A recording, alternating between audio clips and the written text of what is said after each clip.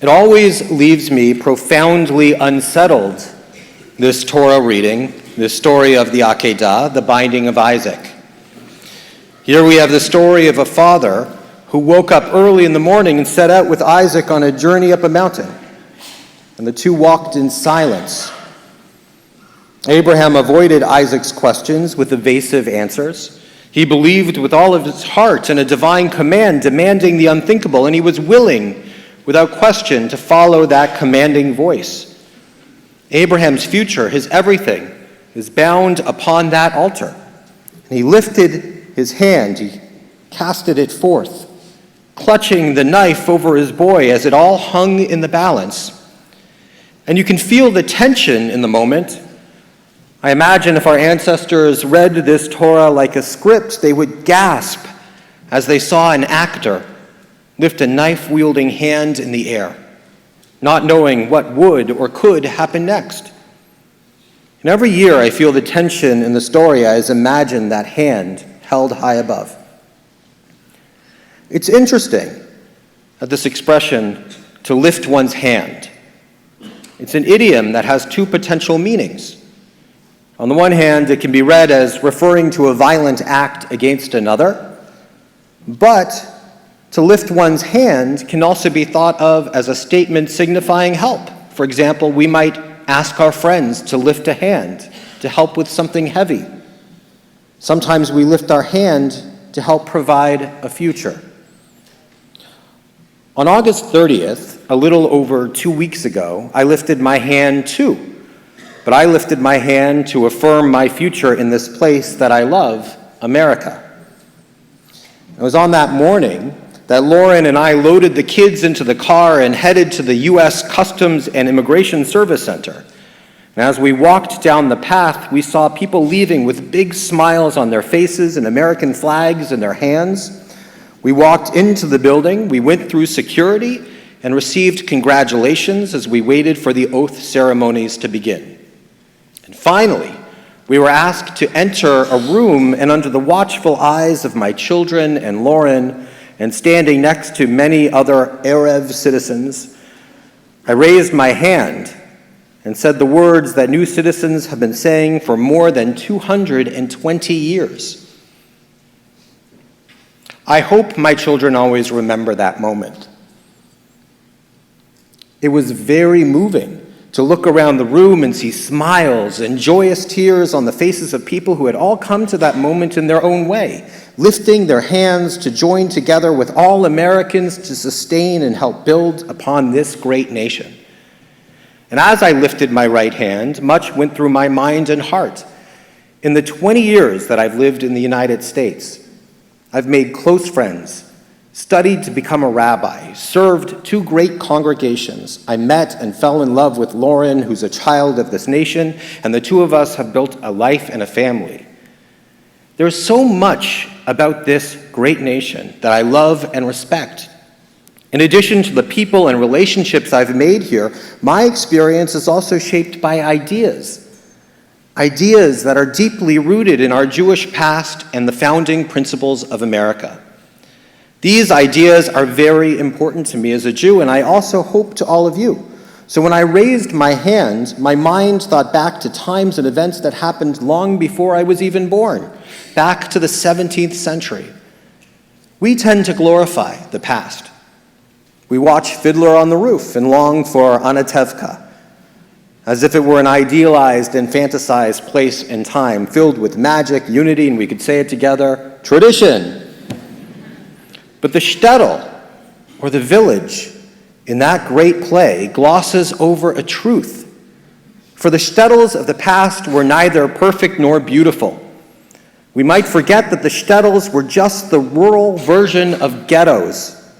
Just like the cities where we were forced to live away from the rest of society, we were forced to live in isolated villages away from our neighbors in the countryside.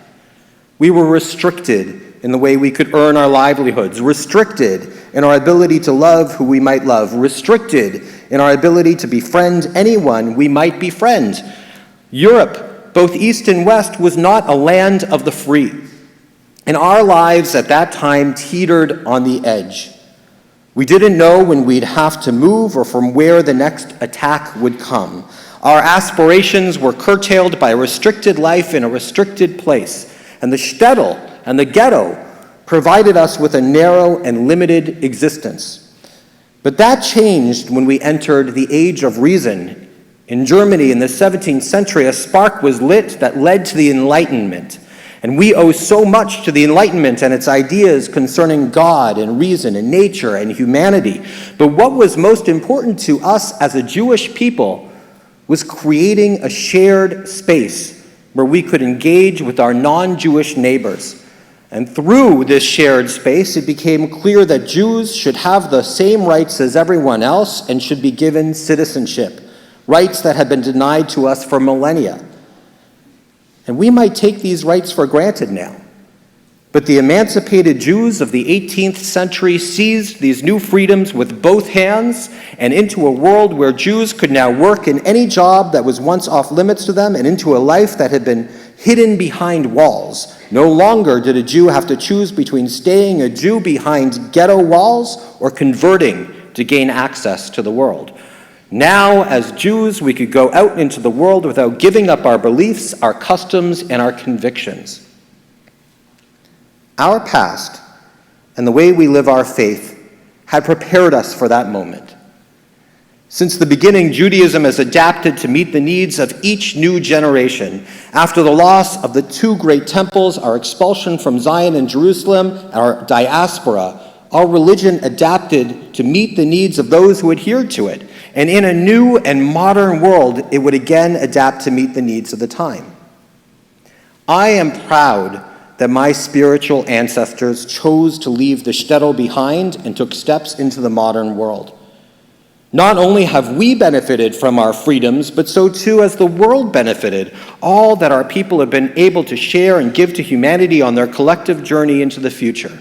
Contributions to the arts and literature, science and mathematics, medicine and psychology, and so much more. And I am proud of those early Jewish reformers that understood that this next chapter of Jewish life demanded adaptation and creativity to meet the needs of this new enlightened world. And I'm proud that so many of our spiritual ancestors made their way to this golden shore, America. The first nation founded on the principles of the Enlightenment, a nation that would belong to no religious group alone, a nation where after lifting our hand in oath and solidarity, we would no longer be strangers, a place where we could make an equal claim, equal to our neighbors, that this nation is our home. Let us not take that for granted. I have been dwelling on the convergence between our history, our experience here in America, and Abraham's hand lifted in the balance, because though the Reform movement began in Germany during the Enlightenment, this year, 5784, marks 150 years since the establishment of the first organized Jewish community in America, known at the time as the Union of American Hebrew Congregations, now known as the Union for Reform Judaism. It's been 150 years since Reform Judaism as an organized movement began in the United States, and it doesn't surprise me that our dream of a Judaism that is vibrant, living, and always changing took root in this land of freedom. I want to share with you why I believe that this anniversary is so important and why I believe we must reaffirm our commitment to a Judaism that teaches us to lift our hands to the future and urges us not to lift our hand to cut that future down. As you know, I've always struggled with the binding of Isaac's story. It's unfathomable to me that a father would even consider the sacrifice of his own child, but we do live in a world, and we see it all too often, where theological adherence has led parents to lift their hand or turn their backs on their children, relationships sacrificed on the altar of religiosity. Isaac was bound, his future uncertain, and he was at the mercy of a father caught between tradition and future. For many throughout our history, Isaac's position on that mountaintop symbolized those whose futures were threatened by their courage to defy established norms. Perhaps the binding of Isaac's story offers us not just a tale of a father and a son, but also a framework. And this framework is not confined to the past, it's present even now. And within this framework, tradition symbolically raises a blade above a woman wishing to stand as an equal voice in Jewish leadership, be it as a rabbi or a cantor, or even as someone who wants to read from the Torah. In this same context, tradition raises a blade above a Jew who finds love with someone of another faith, yet wishes to uphold Judaism for their children. And within this structure, tradition raises a blade above the members of the LGBTQ+ community who desire their Judaism to recognize and celebrate their loving relationships and the families that they form. In Abraham's willingness to sacrifice Isaac and his future, Abraham was willing to sacrifice progression, transformation, and evolution for the sake of obedience. But this is not where the story ends. An angel, a messenger of the divine, intervened just in time. And I believe this angel symbolizes the spirit and ethos of Reformed Judaism. It's the voice saying, "Stop, do not harm the boy. There's another way." For when Jews of previous generations faced challenges, whether it was the challenge of integrating into new cultures, embracing modern values, or responding to the realities of a changing world, many felt bound, just like Isaac, restricted by traditional worldviews that didn't always adapt or evolve. But Reformed Judaism, like the angelic intervention, said, "There's another way." Reformed Judaism provides an avenue for Jewish individuals striving to balance a rich heritage with the enlightenment of the modern world, for women who yearned for leadership roles within our spiritual community, for couples where love transcended faith boundaries, and for our brothers and sisters in the LGBTQ+ community longing to be recognized and celebrated. Reformed Judaism doesn't just untie the ropes that bind us. It gives us the tools to shape a vibrant and resonant future for our faith. Looking at all of you today, I see a beautiful mosaic of our congregation, a tapestry woven with the threads of tradition, modernity, inclusivity, and adaptability. And I'm filled with pride at how far we've come as a movement and as a community. Together, we lifted our hand not to slay, but to affirm our future, now and at several important points throughout our congregation's history. I want to share some moments among many along the way, moments recalled in which I'm proud of Congregation Shalom's history of commitment to modernity, inclusivity, and adaptability. In 1970, Rabbi Pastor of blessed memory invited a young student rabbi to serve our congregation. And this student rabbi was Sally Presand, who later went on to become America's first female rabbi ordained by a rabbinical seminary and the second formally ordained female rabbi in Jewish history. When Rabbi Shapiro became the senior rabbi of Congregation Shalom, it was clear that by 1982, we needed an assistant rabbi to serve the congregation. So our congregation hired Wisconsin's first female rabbi, Dina Feingold. And Rabbi Feingold has served the Wisconsin Jewish community at Beit Hillel Temple in Kenosha for 38 years and will be retiring after a truly wonderful career touching the lives of so many. And we're proud of her service to our community and wish her a mazel tov on her retirement. And following their trailblazing paths, our congregation has since employed 6 other female rabbis, all who have enriched the lives of our community with their spiritual teaching. I am proud of this congregation's decision to be the first congregation in Wisconsin willing to affirm marriage between partners of different faiths who take on the commitment to raise their children within Judaism. And I'm proud that Congregation Shalom's clergy was among the clergy who signed on to the ACLU's lawsuit in Wisconsin to affirm same-sex marriage, as we've been committed to providing a safe and affirming environment to all our members and the love that they share through marriage even before the lawsuit prevailed. Not only am I proud, I hope that you're proud. I hope that it fills your Jewish souls.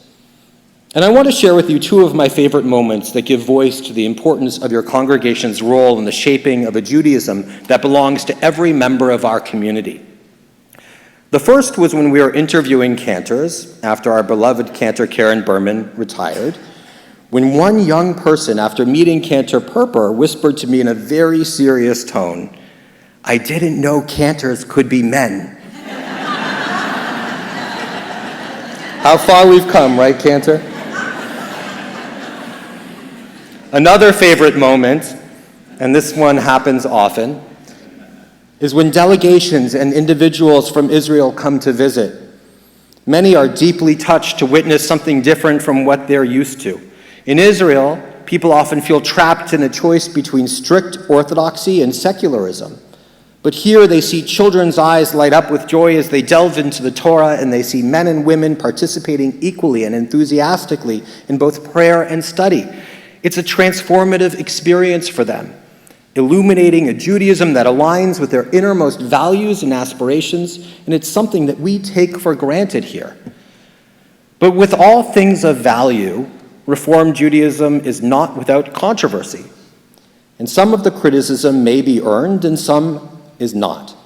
Some might mistake this forward-looking view of a Judaism that is open to all of our people as easy or Judaism light. They are mistaken. Our Judaism resonates with our most profound beliefs and convictions. It does not ask us to compartmentalize or divide our thoughts about the world. There are those who might say, "I advocate for equality, for the rights of all individuals to marry who they choose, to love as they wish, and to shape their lives as they see fit in every other aspect," but they make an exception when it comes to Jewish tradition. Let me tell you, Reform Judaism challenges that notion, the notion that what we believe so profoundly is beyond the realm of one's religiosity.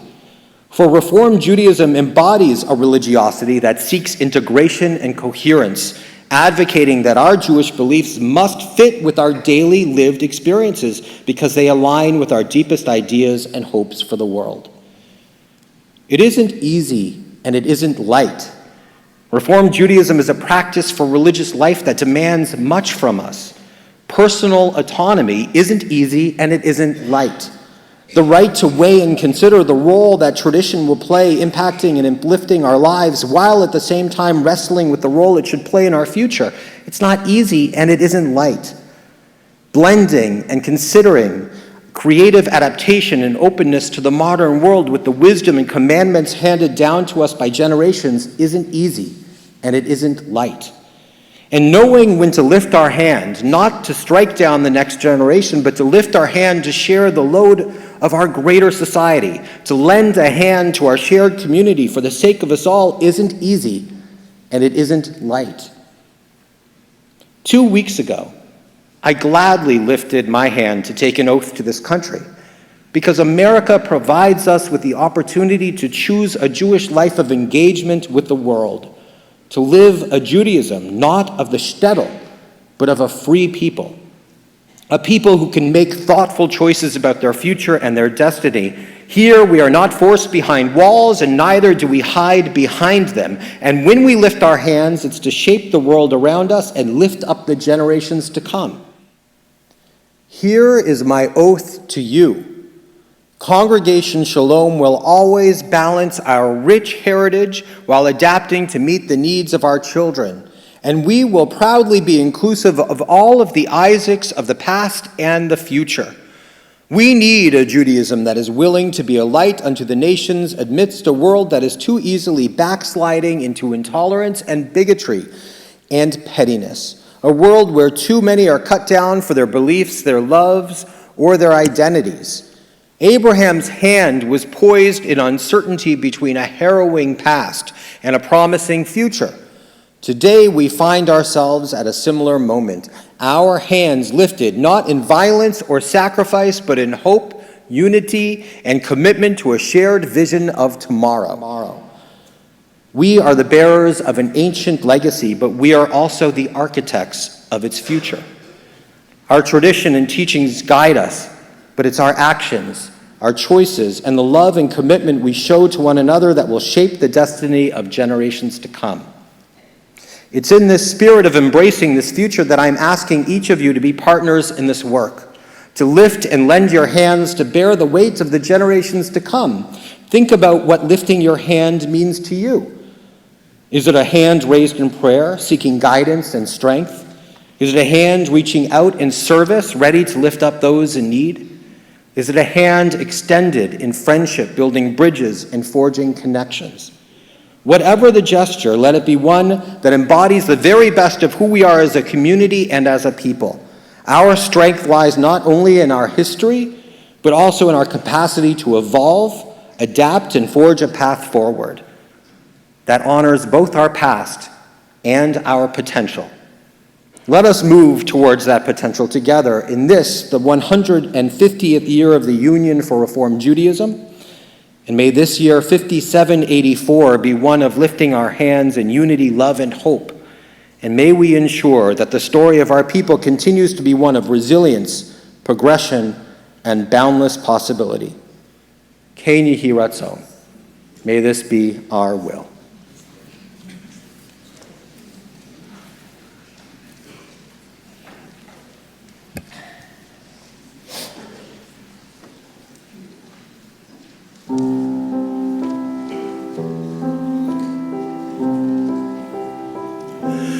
May the one who makes peace in the heavens descend on us, and the world will say Amen. May the one who makes peace in the heavens make peace for us and our bodies and our minds. Amen. Amen. Descend on us, and the world will say Amen. May the one who makes peace in the heavens make peace for us and our bodies and our minds.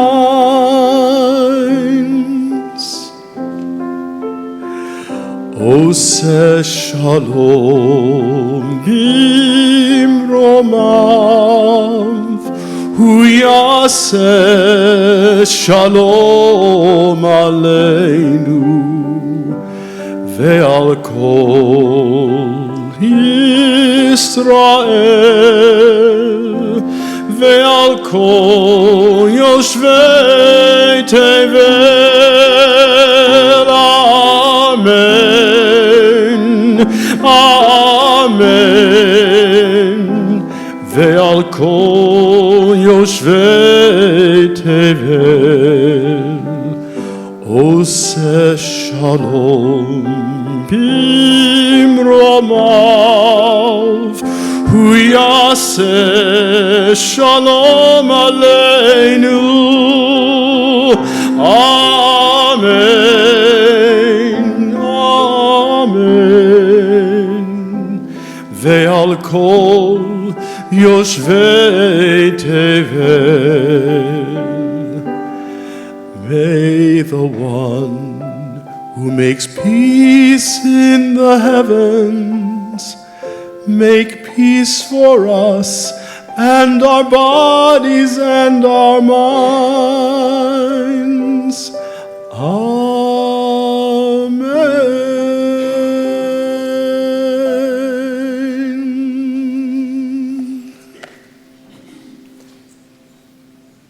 Thank you, Cantor.